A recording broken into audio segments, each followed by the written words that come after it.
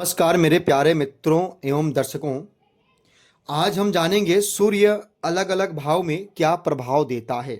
यदि आपके लग्न कुंडली में सूर्य यहाँ बैठा है, लग्न में बैठा है, तो यह अच्छा रिजल्ट देता है, बशर्ते यहाँ पे 5 न लिखा हो और 7 न लिखा हो।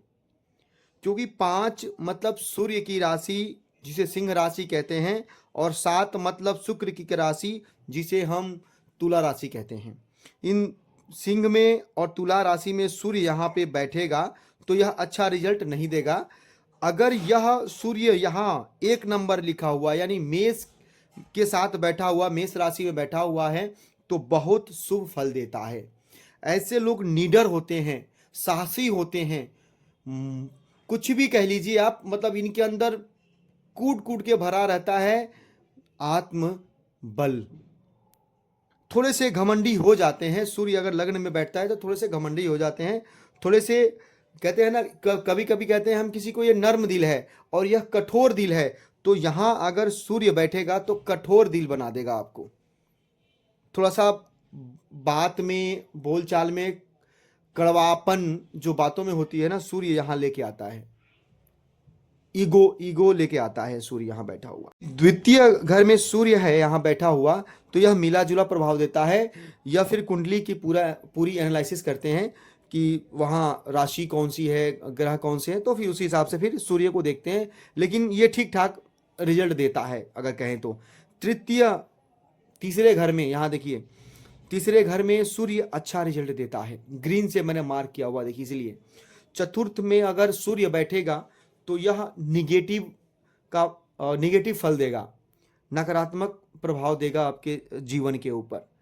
इस घर से रिलेटेड जो भी सुविधाएं मिलती हैं आपको, उसमें नकारात्मकता लेके आएगा। 5वें घर में बैठेगा तो सूर्य यहाँ भी अच्छा रिजल्ट नहीं देगा। 6ठे घर में बैठेगा तो यहाँ यह अच्छा रिजल्ट देता है, क्योंकि यह शत्रु पे विजय कराता है। ठीक है। सप्तम भाव में बैठेगा तो यहाँ भी अच्छा नहीं है, क्योंकि शादी का यह घर है, स्त्री का मतलब शादी विवाह का घर है, और उसमें सूर्य बैठेगा तो थोड़ा सा ईगो ले आएगा। ये अच्छा नहीं है शादी के लिहाज से। यहाँ सूर्य बैठे तो हम अच्छा नहीं कहते हैं ज्योतिष में। ठीक है। 8वें घर में अष्टम भाव में बैठेगा तो भी यह अच्छा रिजल्ट नहीं देता है। फिर हम आते हैं 9वें भाव में। 9वें घर में यह भाग्य भाव होता है, 9वां भाव। तो यह सूर्य यहाँ अगर बैठेगा तो काफ़ी अच्छा रिजल्ट देगा आपको, भाग्य में वृद्धि कराएगा। ठीक है। 10वें भाव में सूर्य बैठेगा तो बहुत अच्छा है।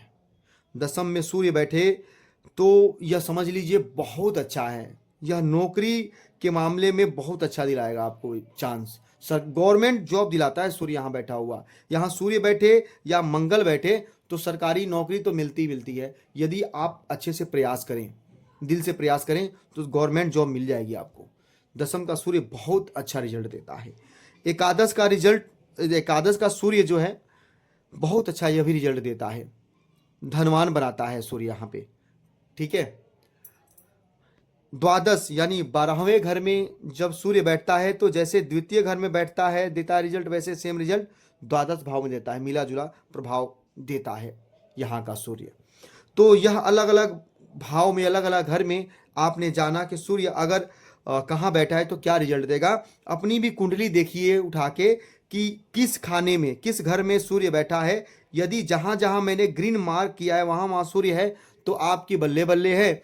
यदि जहाँ पे रेड मार्क है यहाँ अगर सूर्य बैठा है तो आपको सूर्य की रेमेडी करनी होगी। सुबह सुबह 8 बजे से पहले, ध्यान दीजिएगा, सुबह 8 बजे से पहले आपको स्नान करना है और एक तांबे के लोटे में शुद्ध जल लेके भगवान सूर्य को, देखिए 2-3 मंत्र ऐसे होते हैं, ओम सूर्याय नमः, ओम आदित्याय नमः, ओम घृणी सूर्याय नमः। कोई सा भी मंत्र ले लीजिए, दिल से बोलना है। मंत्र कोई भी हो दिल से बोलिए, भगवान के सामने दिल से बोलिए। आपका सूर्य जो निगेटिव है ना वह अच्छा रिजल्ट देने लगेगा। हाँ, बशर्ते एक ध्यान रखिएगा, जल देते वक्त जब भी आप जल दें तो नीचे कोई पात्र रख लीजिएगा, मीन्स कोई बाल्टी रख लीजिए, कोई ऐसा चीज़ रख लीजिए जब जल की धारा नीचे गिरे, ज़मीन पे पड़े, तो ज़मीन पे न पड़ के मतलब उस बाल्टी में या उस कोई भी पात्र में गिरे, ताकि उसके जो छींटे हैं ना, वो छींटे आपके पैरों में ना लगे। होता क्या है कि जब आप सूर्य को जल देते हैं तो सूर्य की किरणें उस जल में सम्माहित होती हैं, एक पॉजिटिविटी लेके आती हैं, और वो काफ़ी अच्छा जल होता है। और उस जल को, उस वह जल जो आपके पैरों में पड़ेगा ना, तो थोड़ा सा अच्छा नहीं होता, मेरे हिसाब से अच्छा नहीं होता पैरों में लगना।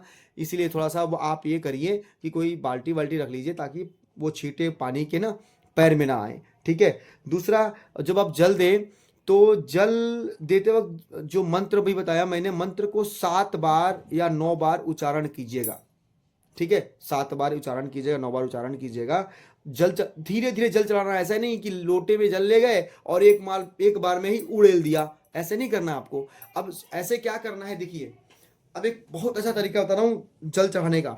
क्या करिए, जैसे तांबे का लोटा लिया आपने, तो जो अंगूठा है, दोनों अंगूठों को उस लोटे को टच नहीं करना है। सिर्फ 4 ये उंगली और 4 दूसरी वाली उंगली, मतलब देखिए 4 जो मेरी यह वाली उंगली है इससे, और 4 इससे, इन उंगलियों से आपको लोटे को पकड़ना है और सूर्य को ऐसे जल देना है, हाथ बिल्कुल ऊपर करना है।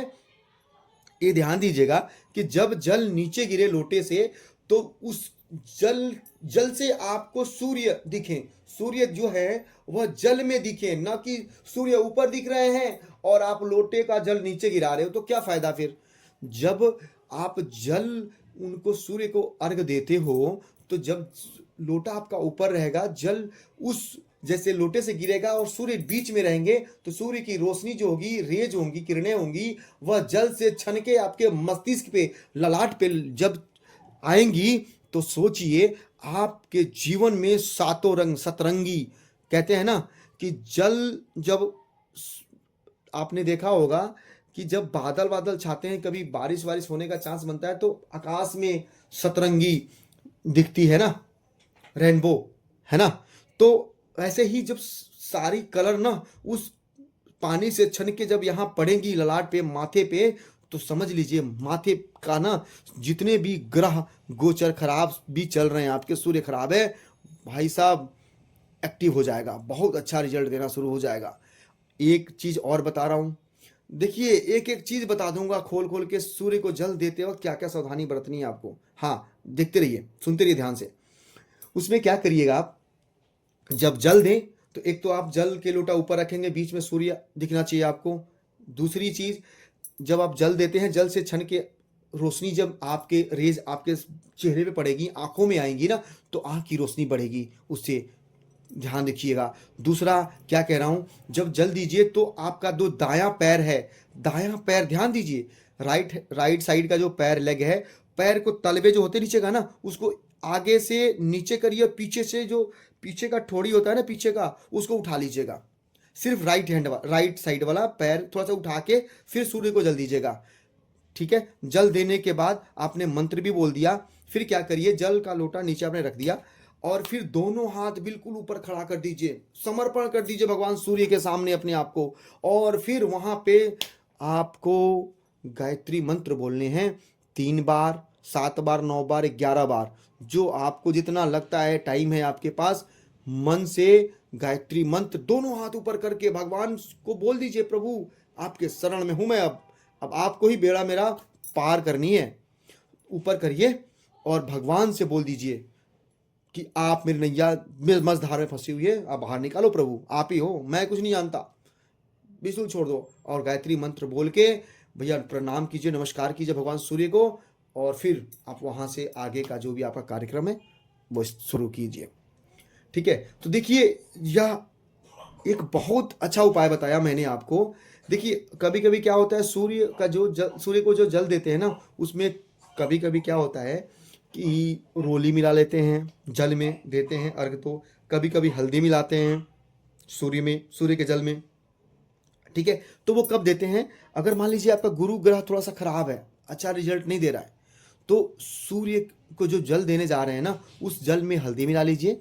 देखिए आपका जो गुरु ग्रह है मतलब एक्टिव हो जाएंगे वो भी सूर्य को जल देने से ही, लेकिन हाँ उसमें हल्दी मिलाना है आपको। तो ऐसे आपकी कुंडली देख के ही इंसान को पता लगेगा कि उसमें क्या क्या मिला के कैसे कैसे आपको जल देना है। ठीक है। होप आपको वीडियो अच्छी लगी हो। अगर आपको थोड़ा सा भी वीडियो में कुछ अच्छा मिला हो, जानकारी अच्छी मिली हो, तो वीडियो को लाइक कीजिए। आप कुछ भी कमेंट कीजिए, जय सूर्य देव भगवान, ओम सूर्याय नमः, ओम घृणी सूर्याय नमः, ओम आदित्याय नमः, कुछ भी ये ऐसे मंत्र है, आप अपने हाथों से टाइप करेंगे, लिखेंगे ना, तो आपका समझिए कि एक अच्छे पथ पे जाने का कार्यक्रम शुरू हो गया। आप वहां से अच्छे कदम बढ़ा के आगे बढ़ने लगे, आपके साथ अच्छा होना शुरू हो जाएगा। तो पूरा जयकारा लगाइए भगवान सूर्य का, कमेंट भर दीजिए पूरा सूर्य भगवान के नारों से, उनके मंत्रों से। भाई देखिए आपका क्या कल्याण होता है। हर हर महादेव, जय सूर्यदेव भगवान, ओम सूर्याय नमः, ओम घृणी सूर्याय नमः, ओम आदित्याय नमः। आप सभी को भी नमस्कार। मित्रों, यह वीडियो उन तक भी शेयर कीजिए ताकि यह जानकारी उनको भी प्राप्त हो सके, क्योंकि बहुत सारे लोग जल तो देते हैं लेकिन जल देने का तरीका नहीं पता होता कि कैसे जल देना है। हम अच्छा कार्य करने जा रहे हैं, जल देने से भगवान सूर्य को जा रहे हैं कि हमें पुण्य की प्राप्ति होगी, लेकिन होता क्या है, उल्टे में कुछ होता ही नहीं है। क्यों? क्योंकि हम तरीके से जल नहीं दे रहे हैं, फॉलो नहीं कर रहे चीज़ें हमें, क्योंकि हमें पता नहीं है ना, हमें किसी ने बताया नहीं है। तो जब तक किसी को किसी ने बताया नहीं, उस सामने वाले को कैसे पता लगेगा? तो आप लोग प्लीज़ ध्यान रखिए।